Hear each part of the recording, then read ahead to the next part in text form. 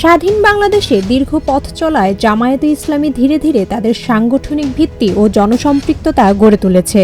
১৯৮০ সালে বায়তুল মোকাররম এলাকায় সফল জনসভা আয়োজনের মধ্য দিয়ে দলটি রাজপথে সক্রিয় উপস্থিতির জানান দেয়।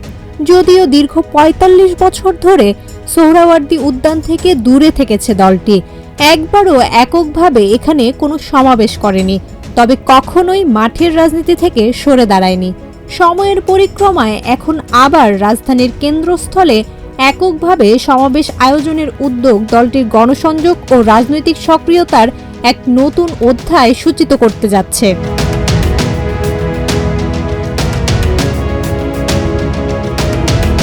আজ ১৯ জুলাই দুপুর ২টায় রাজধানীর ঐতিহাসিক সোহরাওয়ার্দী উদ্যানে জাতীয় সমাবেশ করছে বাংলাদেশ জামায়াতে ইসলামী।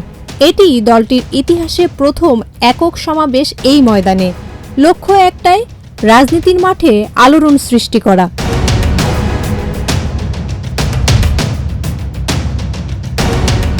সাত দফা দাবিতে আয়োজিত এই জাতীয় সমাবেশ ঘিরে সারা দেশ থেকে লাখো নেতাকর্মী ঢাকায় আসছেন, এমন দাবি জামায়াতের।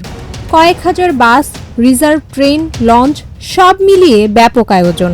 এবং সমাবেশ শুরুর আগেই রাত থেকে সোহরাওয়ার্দী উদ্যানে অগণিত মানুষের ঢল দেখা গেছে।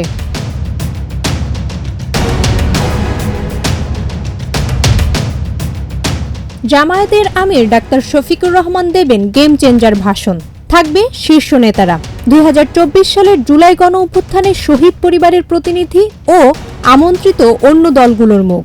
বিএনপি সহ বিরোধী রাজনৈতিক জোটকেও সমাবেশে ডাকা হয়েছে, যদিও বিএনপি এখনও তাদের অবস্থান পরিষ্কার করেনি।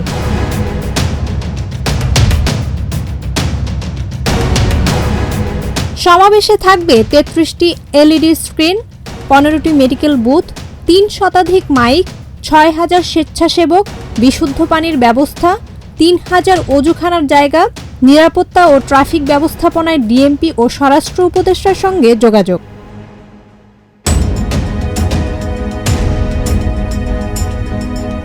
সংবাদ মাধ্যমের খবরে উঠে এসেছে, গত বছর শেখ হাসিনার পদত্যাগের দাবিতে শুরু হওয়া রাজনৈতিক জাগরণের পর জামায়াত যেন নতুন শক্তি ফিরে পেয়েছে। সোহরাওয়ার্দী উদ্যানে আজ শুধু জনসমাবেশ নয়, চোখ থাকবে গোটা দেশের, নজর থাকবে আন্তর্জাতিক অঙ্গনের।